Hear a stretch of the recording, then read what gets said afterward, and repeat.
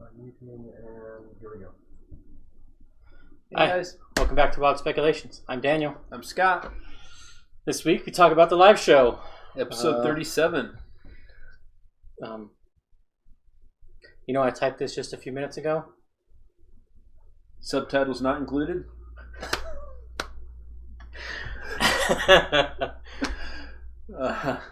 Yeah. Yeah. New York live show. We're drawing blanks.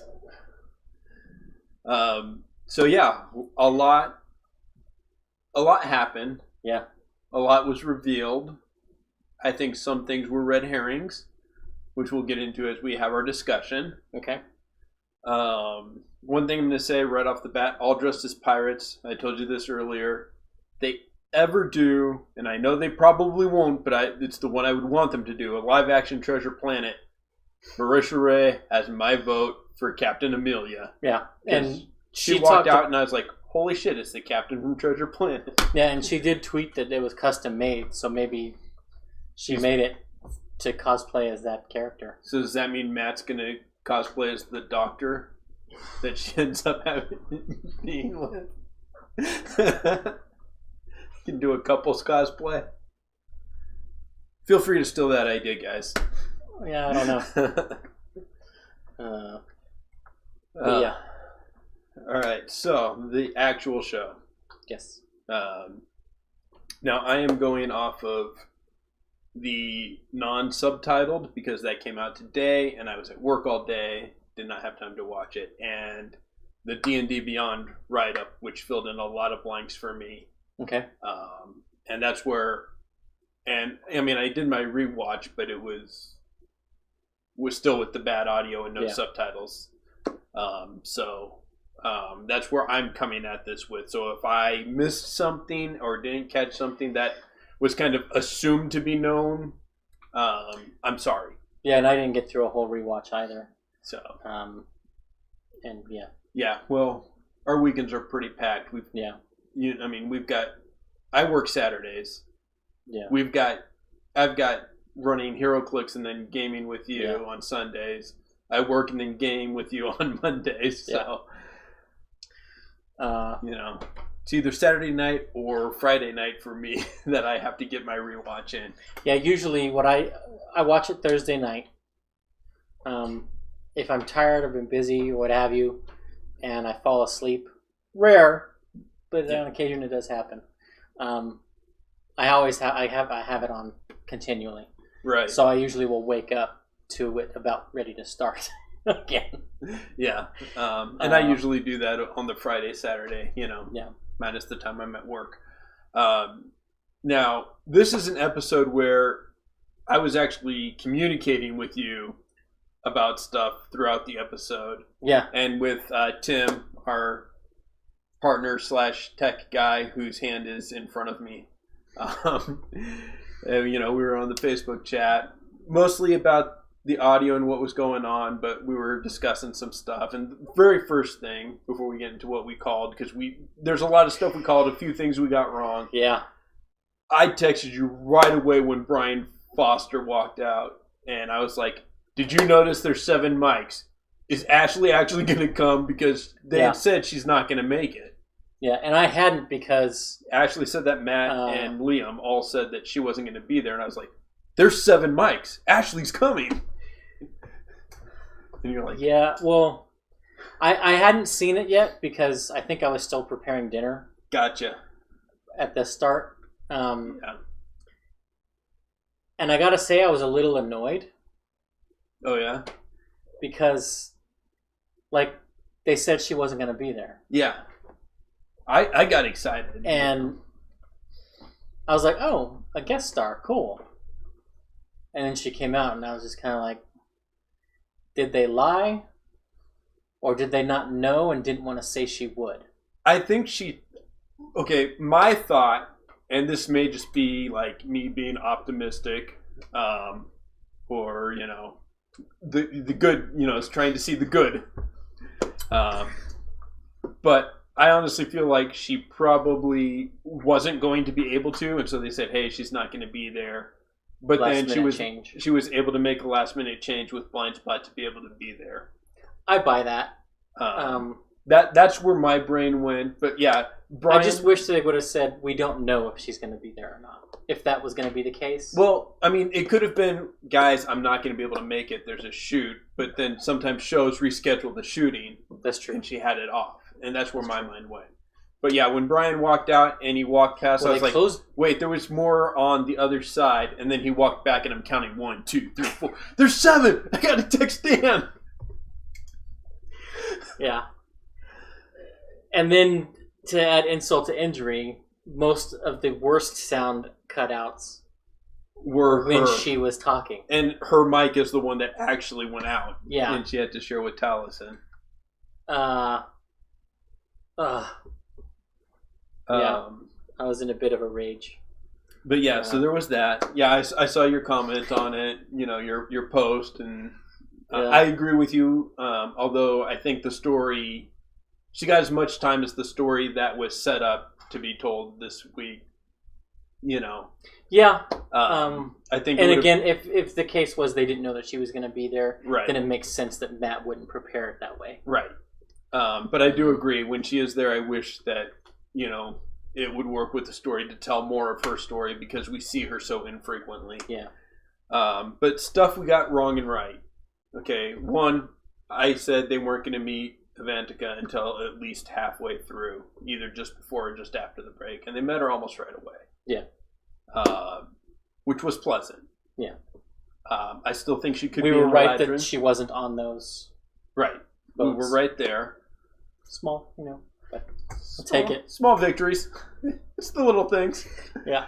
I was right about the dreams. Yep. Dreams factored heavily. You were right about the beginning, the whole unleashing the betrayer gods, Chained Oblivion. Well, it didn't specifically go to Chained Oblivion, but it definitely... Yeah. If you know the hierarchy and you realize what happened, it is leading to that. Yeah. So I counted it for you because of that. Because Cloak Serpent is on the side of, beneath the, in the little sects of, deification. And Ukatoa, which I didn't catch with the sound cutouts, but in the D&D Beyond write-up, said that Ukatoa is the spawn of the Cloak Serpent. So, the spawn of the servant of the Chained Oblivion, so it's definitely leading to that. And if they're level 6 and the Chained Oblivion is their enemy at level 20, yeah, you're going to need that fill-in, that filler. Yeah. I'm still convinced that it's an Aboleth that they're going to be facing. Okay. I know you've lost some faith in that view, but it's a little high for their level, but it's within reach. I'm not opposed to it. I just think we've seen some other things, I still think it's a possibility. I've not really lost or gained any favor with anyone. This is the bad guy. Right. You did call Yuan Ti and Lizard Folk. Yep. You had said that those were... Lizard Folk specifically. I wasn't as firm on Yuan Ti. Right. And so both of those were mentioned by Jumanji Costco.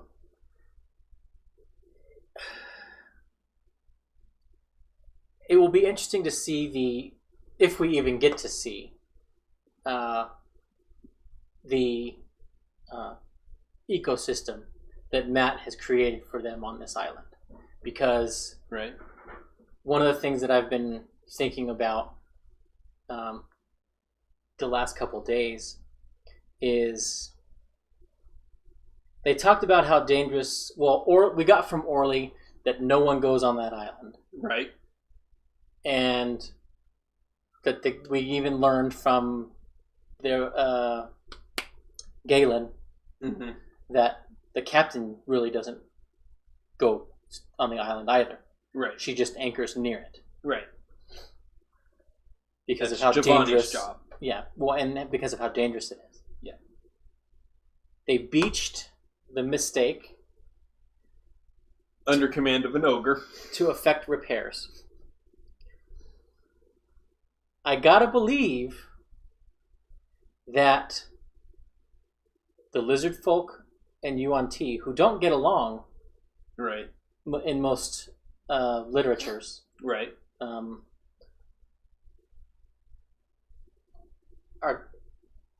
are probably going to make it. They're probably going to attack the mist.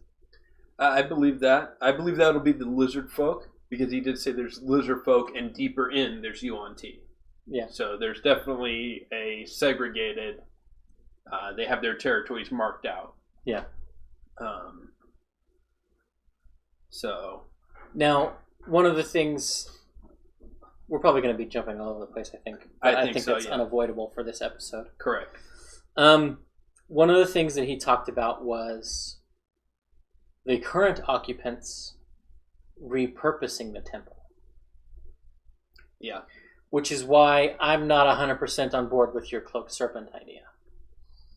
Because it does say that the Yuan-Ti are spawned from him, but why would they repurpose a temple to an underling? Is my hitch on that. And see, I was reading it as yes, the cloaked serpent has temples that have been abandoned, but she said that Ukatoa did. Yeah. Which one was it? This particular temple originally to? Yeah. And repurposed to which one? Yeah. Fair enough. And it does, and it could be so. And this fits in with your Avalith theory. So if you read, and I'm going to pull the book up here. This is the Tal'Dorei campaign setting. Under here, let's see.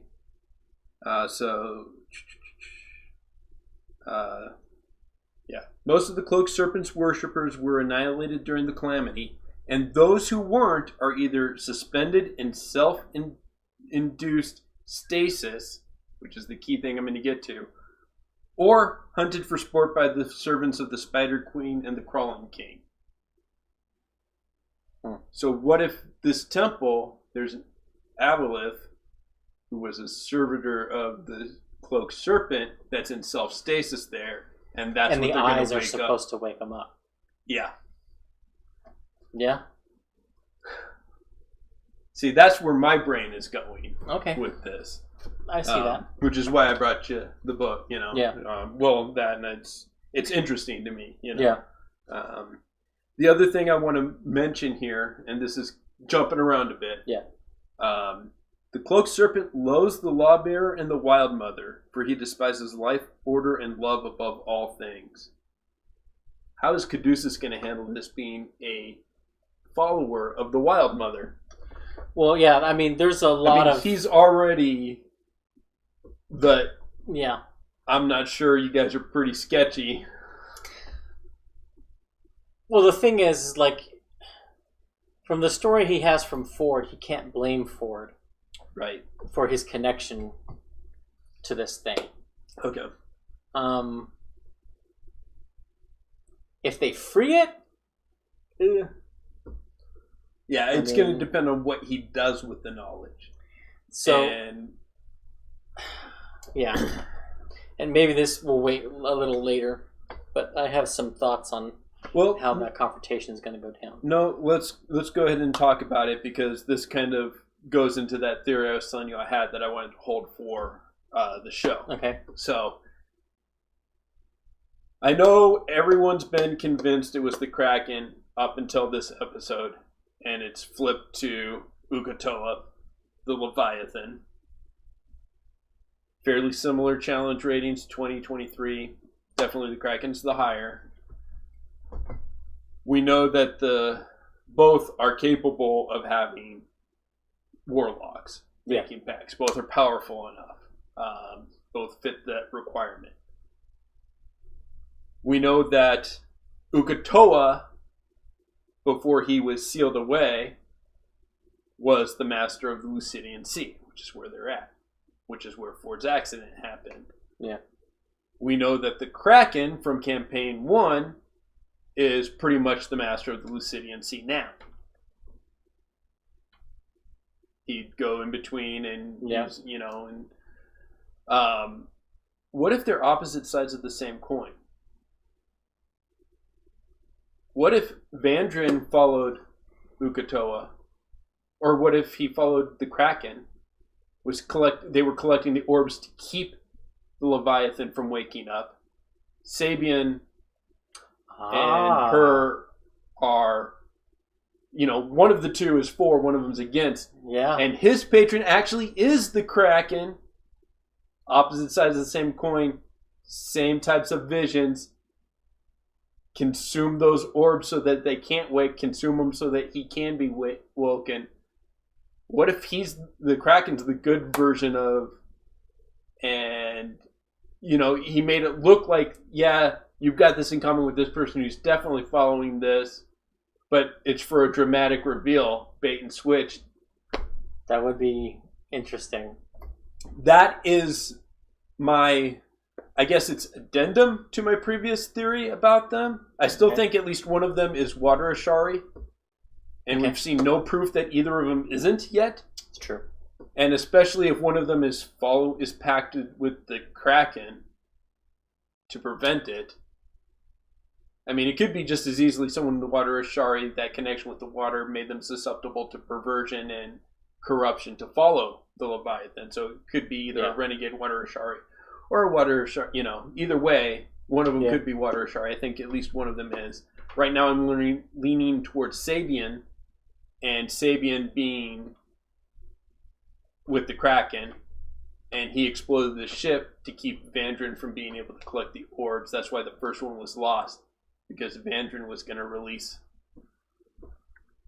And the reason I say that is because she says the one other, and Ford was like, oh, she means Vandrin. But then again, she could mean Sabian. And see, that Sabian, Vandrin, which side they're actually on. Because, I mean, you've got Ford and Vandrin. Go ahead. So, do you think that Ford's vision then, where he saw Sabian first, and then basically blew up Vandrin's statue without even looking at it, without even confirming who it was? Or do you think... You want to know what I think about that dream? Yeah. Okay. We're gonna have to jump around a little bit. Little Al watching after Ford leaves. After the... I don't know what the hell Ford's wording style is, man. I was never like that. It's flirting without really wanting to follow through. Is what it is. Anyway, she does the drops of blood and does some arcane shit. She's a Pact of the Tome. She's doing ritual shit. She casts a dream on Ford.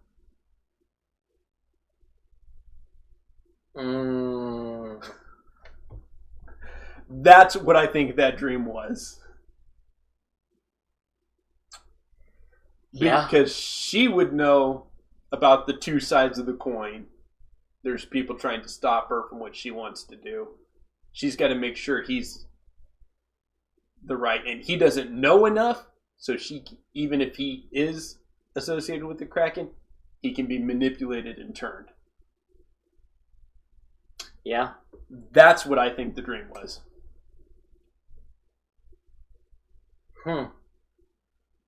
So you don't even think... So in that case, like, you were thinking that it was going to be his patron sending him I thought initially, but now you're saying it was... Now I'm saying after that episode, I think she cast the spell.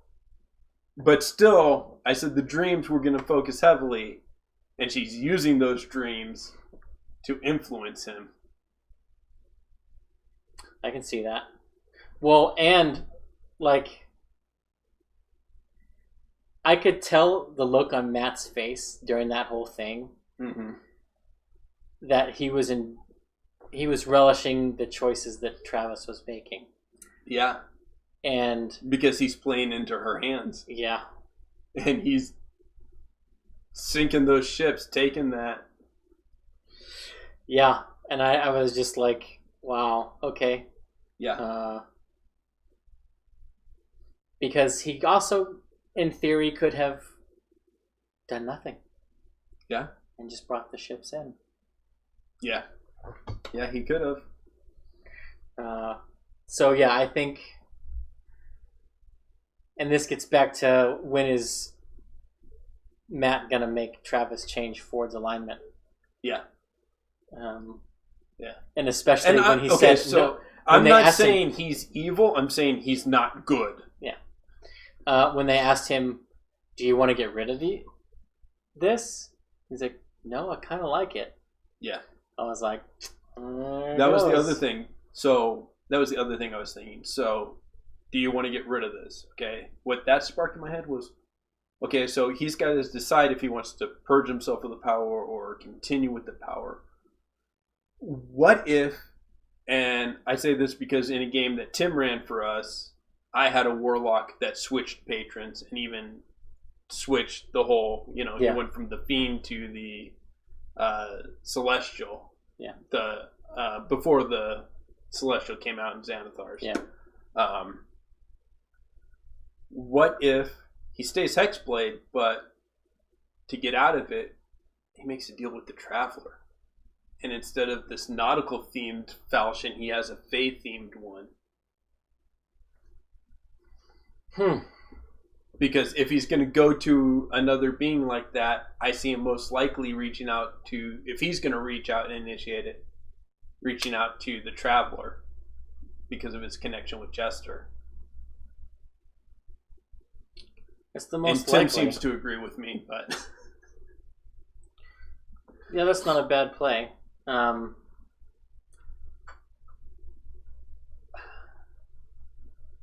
I think Matt would allow it if Travis asked, but I don't think Travis is going to ask. Okay. I think he has chosen his powers and everything in a very particular way. Mm-hmm. And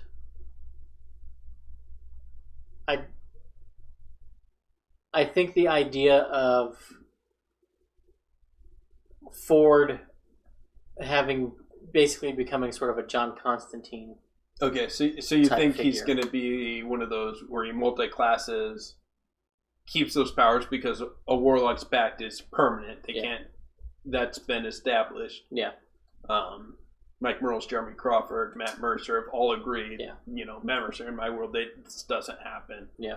And he's going to do it that way. I can see that. I was just thinking, if he does that, I've done that. I was allowed to. Yeah.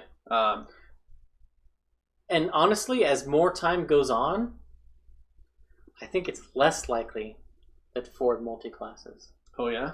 Yeah. I know I was heavy into it in the beginning. Mm-hmm. And well, at the beginning, we thought he was going to go back to the Tome if he had gone to the Solstice Academy. Well, then multi-classed. Well, Pact of the Blade is what you do if you're a Hexblade. Really. I thought he would multi-class Wizard. Right. For going to the Academy. But I don't think Travis is comfortable with magic yet. Okay. So I now put it maybe at a 15% chance that he multi-classes into Wizard. I could see him multi-classing into Fighter because Second Wind, Action Surge, fighting style. There's a lot there for a Hexblade. He did that last time, multi-classed into Fighter, last campaign. And I honestly like the idea that you and I discussed last week, putting his level 8 ASI into Strength and multi-classing into Paladin. Yeah. Which could also be narratively him getting abandoning and going to the Traveler or any other deity. Yeah. So, I'm thinking if he multi-classes, that's the most likely. Okay. That's where I'm at now. Although I will say this whole episode, okay, I said this way back when we first discussed his invocations. One of my favorite invocations, and is perfect for the warlock that Ford is playing in the background that Ford has, is Gift of the Depths. Yeah. He could breathe the water. He could, it's set up for, like, narratively, it fits perfectly for him. I really hope he takes it. Yeah. Which he can at 7th level. Next Yeah. level is he gets his next invocation.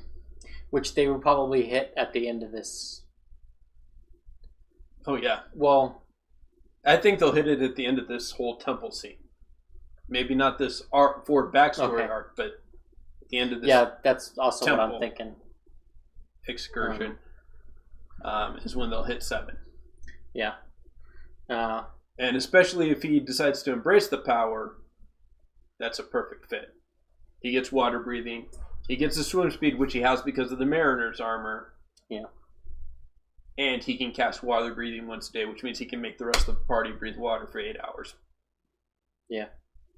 And if they're going to be pirates, that might not be bad.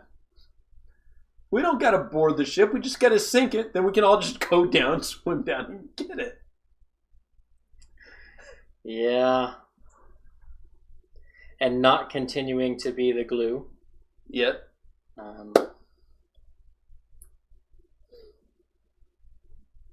Now, I want to ask you a question real quick before we get into Not. Just going back to that whole scenario we've just talked about. So we've got, and they talked about Molly with his 9 eyes, the tattoos, which I don't think is related to this specifically. I think there's probably somewhere a connection, but I don't think it's, I think maybe Lucian was maybe tied up with a different betrayer god, because they're all apparently trying to break free. I don't know. I don't have enough of a gut feeling or information to make a call that way. We've got Avantika with the eyeball in her hand that seems almost too real, just like Molly's did. And just throwing it out there, we've got a known magical tattooist back on the boat in the form of a turtle. Yeah. I mean, I don't think it's connected in that she's got this thing for Uk'otoa. He had 9 eyes. Is that for Uk'otoa also? Did he swallow or whatever? I don't think that's connected. Yeah. Magical eyes, tattooed eyes that seem more real than they should, I think that's connected. Okay. And I don't think that Orly is the one that did them necessarily. He may have been. But I think he's the one that can give them exposition onto how that happens, why that happens, and who would have done that. I can see that. Although, the story we have from Molly is the eyes appeared on him first, and he tattooed around them. Yeah. And that they wouldn't actually take ink. But we also have from Molly that he doesn't know how he got them. True. And that's from before his memory. Yeah.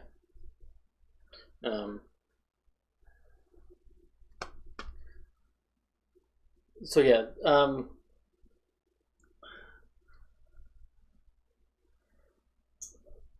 we had some. So Not is holding them together again. Yep.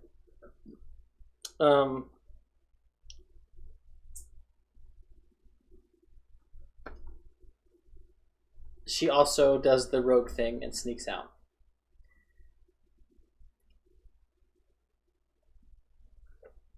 Which got Ford his second invitation, I think. Because I don't know, I'm not 100% certain she was going to come talk to him again. Except she was called down there. Because they thought that Costco was back aboard the ship. And Matt let him get away with it. Yeah. No, I was thinking the same thing. Yeah. Not doesn't know what Costco looks like. He had a Sam's Club shirt on. It's close enough. So yeah, when he's like, I'm gonna make Costco appear. What does he look like? Yeah. So yeah. Yeah, I did a double take when he said that too. Yeah. I'm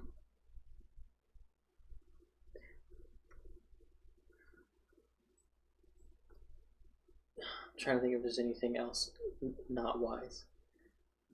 Black powder keg.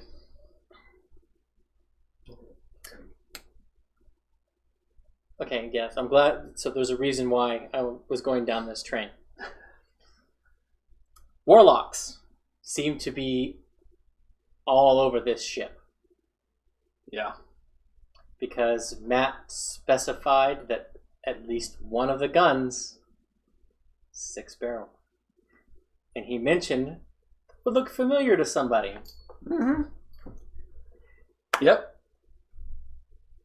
And we know that that design is the design that Orthax? Yeah. Orthax. Gave to Percy. Yep. That was Finn. What was the name of that gun? Pepperbox. Had the list on it. Yeah. Yeah. So, he could be a warlock. Pretty sure Vantica is. Yeah. Or a cleric. She could be a cleric. I think she's a warlock. Again, I think she's back. Yeah. Yeah.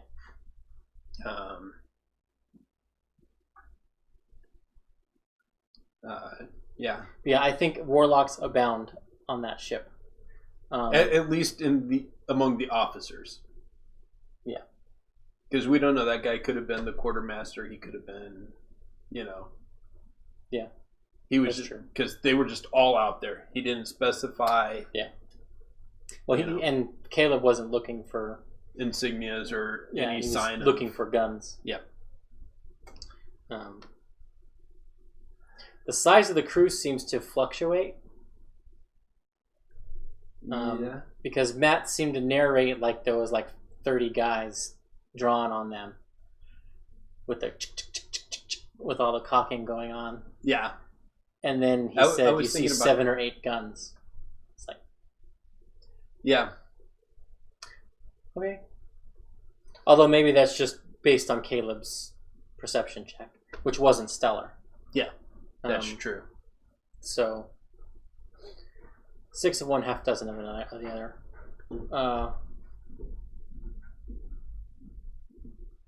Caleb not making as much use of Frumpkin as he could have this episode. Right.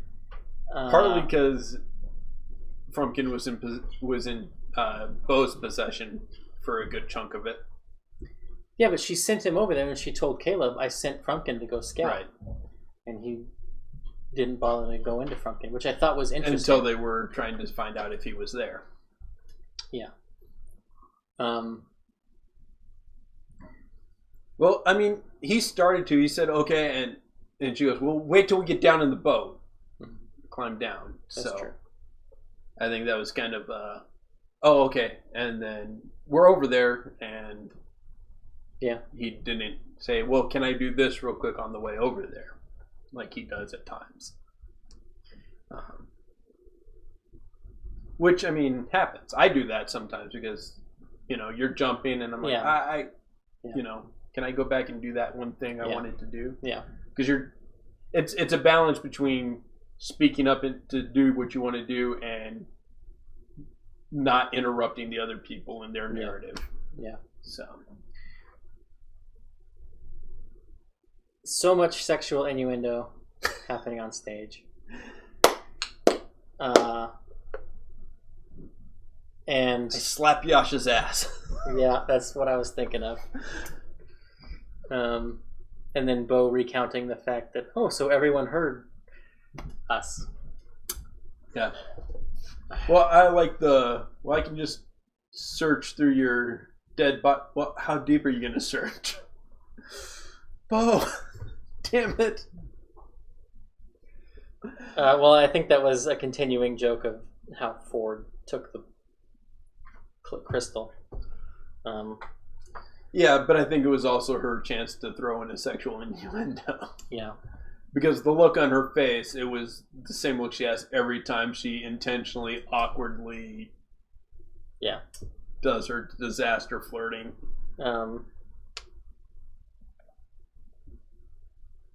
Has her pseudonym Tracy lost its magic? Did it ever really have magic? Based on the persona she was able to put forward and the information she got? Yeah, kinda. Well, okay, so she said in that moment, Bo was channeling all the girls that annoyed her back then. And in this moment, it was, oh shit, we're not giving our real names. Yeah. So, in that sense, I don't think it has. I think it was just, yeah, Tracy, that's the one I've used. Yeah. True. I mean, not everyone can be Sam Riegel and pull a different name out every 3 seconds. I like the way that their deception collapsed. So quickly. Oh, you have a wound. Oh. Yeah. And I know Matt explained it as such later, a few seconds later, but like in my brain, I already expected that because she's, one, she's probably a warlock. 2, if I'm right and she's a ladrin, the changing. Yeah, the illusion, she's probably seen it a dozen times. It's when you're used to it, you're used to it. You're going to do something to check. Yeah.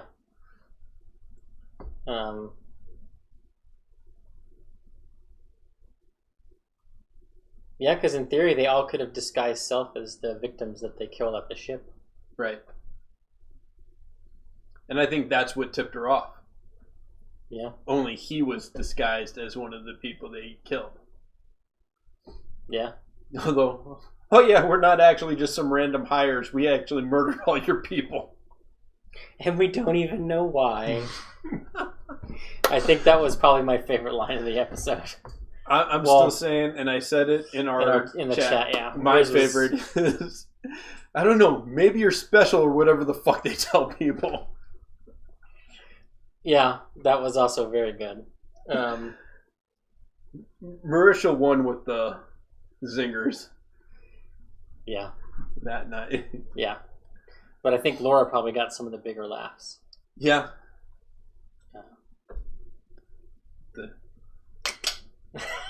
Yep. And the pacing and the...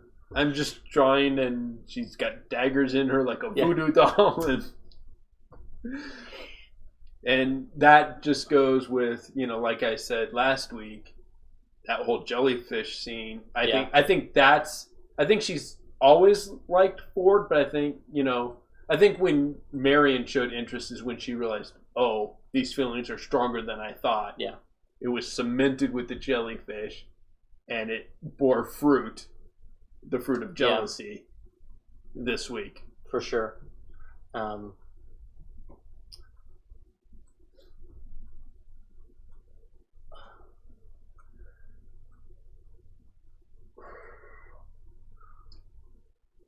Speaking of Jester and Ford, okay, Caleb this week picked up on Ford's dream accent because he used it coming out of sleep. Yeah. Jester knows that this southern accent isn't his real accent.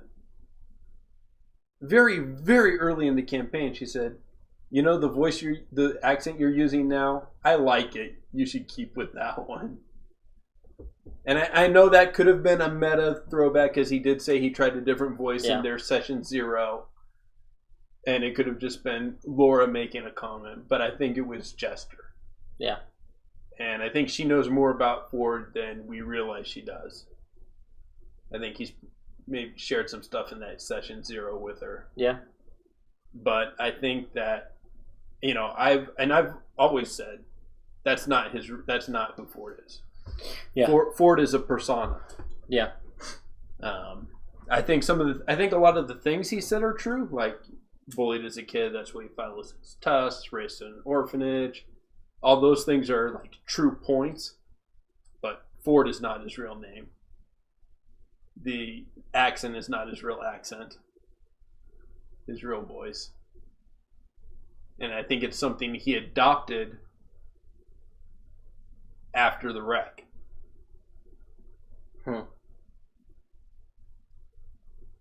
So that if someone's asking about this guy that speaks like this, named this, Sabian's not going to be able to find him. Now, I did see a theory that I completely don't agree with. That the accident gave Ford partial amnesia and that he's actually Sabian. Oh. But they've established that, like he did the thing. Yeah, well, and we have witnesses of Sabian's activity while Ford has been with them. And that he's a half-elf. Yeah. So unless he's constantly using Mask of Many Faces to look like a half-orc. But I thought that was interesting. Yeah. It's definitely, he made a few points that were like, okay, but if we didn't have this bit of information, I could buy that. Yeah.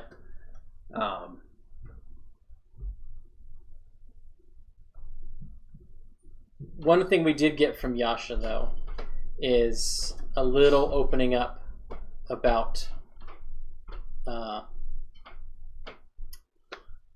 visions. Yeah. That she has them, and how serious she takes them. Mm-hmm.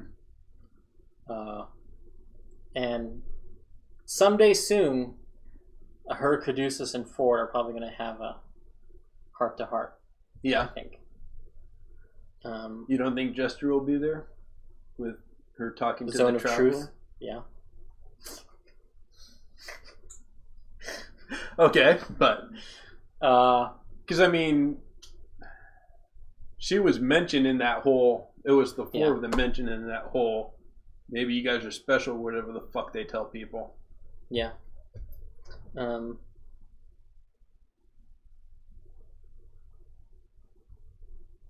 Trying to think what.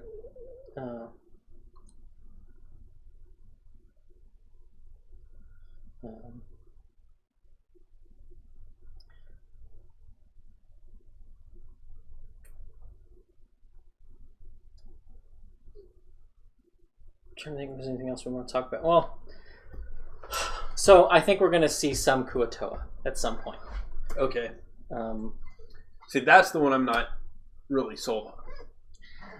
I think the name is a giveaway. Okay.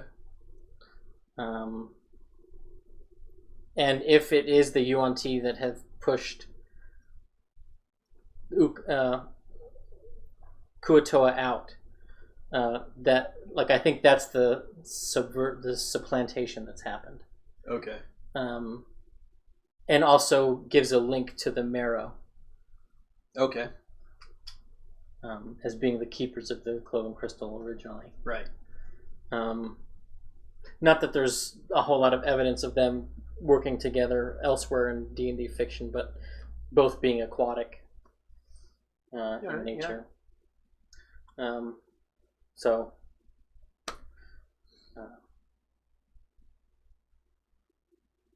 Yeah. I think the vision was also a preview of the final battle setup. I think so. Yeah, I would agree with that. I still I think that it was Dream. I think it was Avantika manipulating. Okay. And I could be way off base, but wouldn't be the first time, won't be the last time. At the same time, a lot of times I'm right for no unexpected reason. I'm either way off or dead on, and there's no more or less evidence either way when I make the conclusion, folks. Yep. Do you have any predictions for next episode? I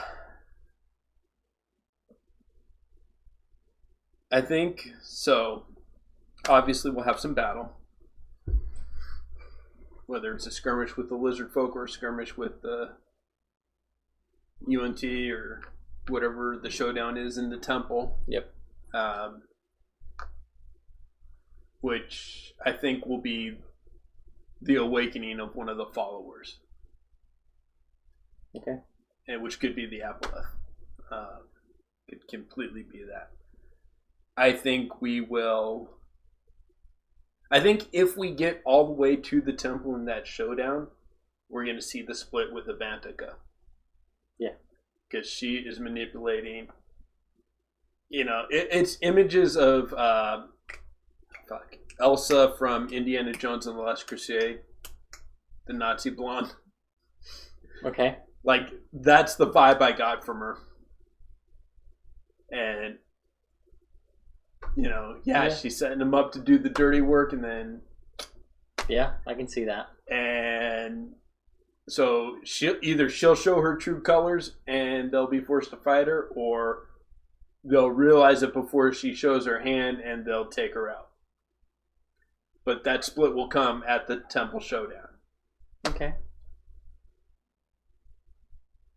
The question is, does that lead into the taking of the Squall Eater?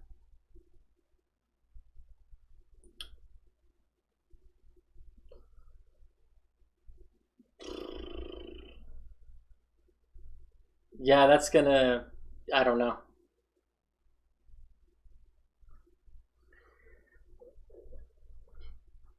Like, part of me wants to say that they're probably going to go through with releasing it, giving her what she wants so that they can leave.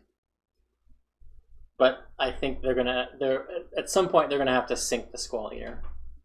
See, and sooner the better, I think. Right, sooner, definitely. In my mind, and I know that they're not heroes. I know that they've established we are not, I don't think they're going to do anything to help awaken Katoa. I think they're going to get there, and I think they're going to decide it's a bad idea. And try to pull out, and it's going to piss her off. Yep. I buy that. That's what I think is going to happen, especially if Ford is going to reclaim his quote-unquote good status. Yeah. He's not going to let that happen. Caduceus is not going to want that to happen. Yeah. Given the relationship that we discussed of his patron.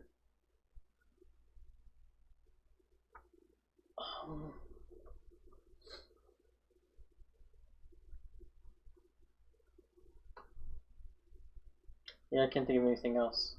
I'm not feeling well. If you want to go solo for a bit, yeah, we can continue. All right. But I will try to be back momentarily. All right, so Tim's going to jump in here, everybody. Hello. Tim, you've been listening to us all night. You've been listening to us for the past several weeks. Yeah. Helping us out. What's your input? Okay. Well, I do really like that whole Ford and Ivantika thing, but I'm going with picking up where you guys were with what they're going to be doing on the island. Yeah.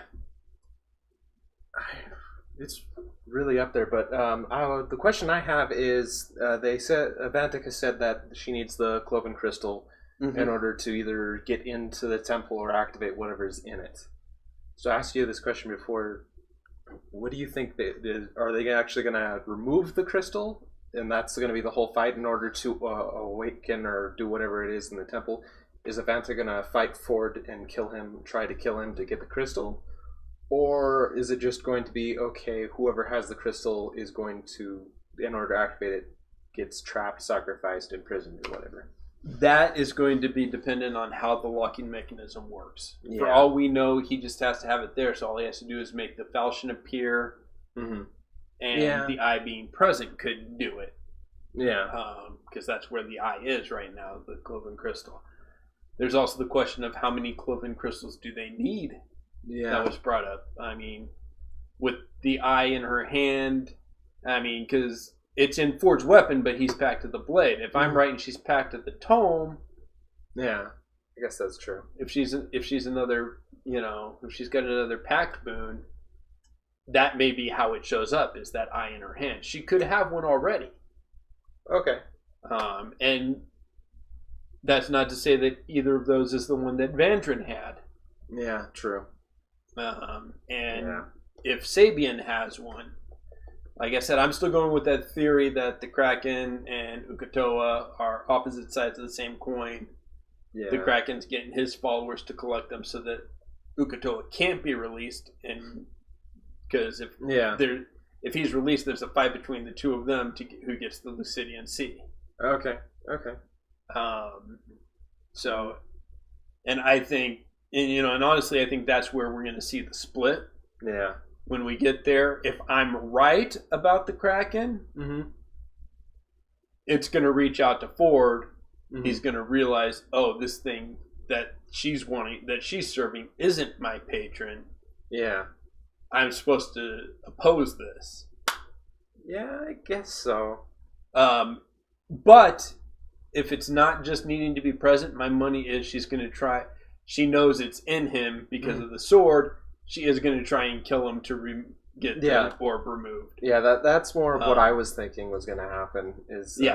And she's just feeding with them to get there in the room. I firmly believe that that's what's going to happen, but I think it's going to be a combination of her orb, his orb.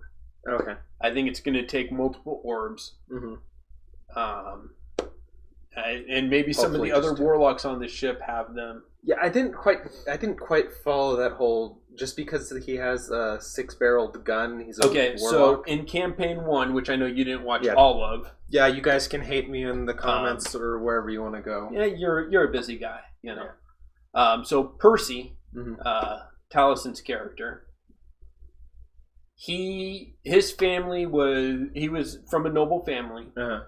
And they were driven out by a vampire and a necromancer. I got that from the conversations we've had before.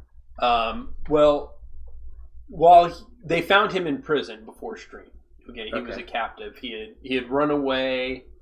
He had been shot several times, with arrows, left for dead kind of thing. Gotcha. He wanted revenge. He even thought his sister Cassandra, who ended up being alive, was dead. He thought he was the last Dorolo. Okay. He wanted revenge on the Briarwoods. Okay. In a dream, a spirit came to him and gave him the designs for the pepper box. Okay, or whatever the gun's name is. Right. Well, it was a pepper box, but I forget the specific name of Anyways, each barrel had a name on it. It was, Boris, Delilah Briarwood, Dr. Ripley. Each of the people he was supposed to kill with it in return for getting the plans to the gun. Okay.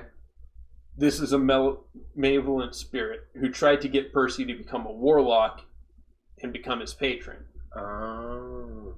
So it has been established. It is something, and then Ripley, who was the doctor, scientist type person, who was in Whitestone, who helped the Briarwoods in their plot to overthrow, which is why she was on the list. Also had a pepper box, and she did become a warlock to this thing.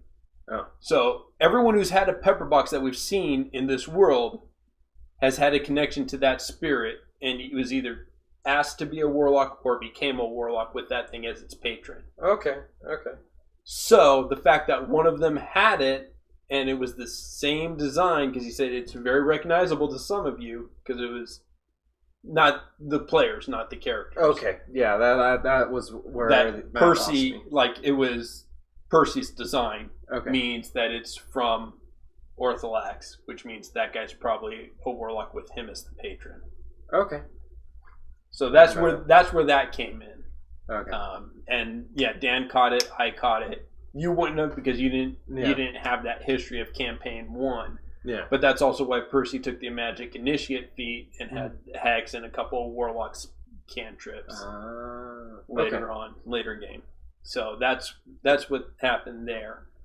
Do you have any questions in general, not just about the specific episode about Campaign 2, or any thoughts that you'd either like to share or ask? Yeah, okay. You guys sort of told me, but you've been mentioning the Chain of Oblivion, and Yes. I've never even heard Matt say it. He has not said it in Campaign 2. In this campaign. It has been mentioned. So, the Chained Oblivion is one of the betrayer gods. It's this giant thing, bestial thing that most of the gods were afraid of. Okay. It is like the Tarask, which we think it's going to be a reskinned Tarask. We've mentioned that. They're fun to fight. Right. Well, it's the other big bad after Vecna, Anyway, it was the reason it's the Chained Oblivion is because Ioun, Sarenrae, and a bunch of other gods that I don't really know. Can't remember all the names off the top right now. Chained it up, locked it. Well, what they did was the heroes of that age, which were the Arcana Philosophical, I totally butchered that name, sorry, but it's Allura and all those people, the retired adventurers that Vox Machina met. Okay. They were the heroes that used the trammels. And the trammels were kind of like spears, but they had each one had a piece of the god's soul in it. And they used those to chain the Oblivion, how it became chained, locked away, so it couldn't. Now, our theory is that because they went to those same gods, Vox Machina got more pieces of their soul to forge new trammels to lock away Vecna, is why the Chained Oblivion the locks on the Chained Oblivion are weakened. Because it's the same gods. Okay. Their souls are weakened. I mean, I get that whole story. The part I don't see how you're able to connect Campaign 2 to that. So our theory initiated with what's the next big bad after Vecna? The Tarask. Okay. The Tarask is perfect for the Chained Oblivion. Everything here, the cursed land, with this trying to free the Leviathan. Yasha's visions of, her homeland being cursed. Are all signs, and they've mentioned that they're signs that there's evil gods trying to get out. Okay. So our idea is that they'll have to get new trammels from new gods, which is going to be the Wilde Mother, the Storm Lord, the Traveler, the Moon Goddess, the Moon Weaver, who was Molly's deity, which may or may not come into play. But the Traveler, and it fits because 3 of those are established gods. One, the Traveler, he's not really established in the Pantheon. But if you go back to the Calamity and when they locked with it, that's how the Raven Queen, because the Raven Queen's a mortal who ascended to godhood. And that's what solidified her right to stay a deity so that the other deities wouldn't push her out and try and take her out for, usurping godhood, basically. The Traveler is doing that, which our theory is that that's Artagon, the Fae, who made deals with them to get them to open a doorway so he can come to the material plane from the Feywild, who choked out Vax. More shit that happened in Campaign 1. But that's how he's going to solidify his deity, is by offering a piece of himself as a trammel to lock away. I was here or listening to when you guys mentioned that. So that's how we've connected the two. Okay, still a bit. It's still a bit out there, but everything has been pointing towards that. Everything has been agreeing with that. Not outright saying it, but has agreed with it. And I don't think there's any slowing down the momentum that this is going to be what's happening. Okay. Well, that has been your session with a slow people person who's not able to keep up with the rest of the campaign. So back to Dan, I guess. All right. Yeah, that was that was Tim. He's our friend, partner, tech guy. Just in time to say goodbye, unfortunately. Yep. Any last minute speculation?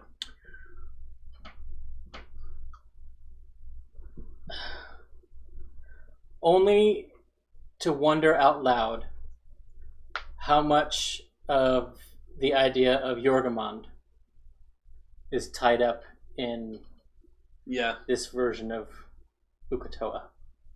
Yeah, I thought of that too. That's the last thing. Some things to think about. Let's all raid Critical Role. Yeah? Yep. Travis is going solo with the questions, so everything's going to be aimed at him or Brian and Danny. So we'll see you over there, guys. See you.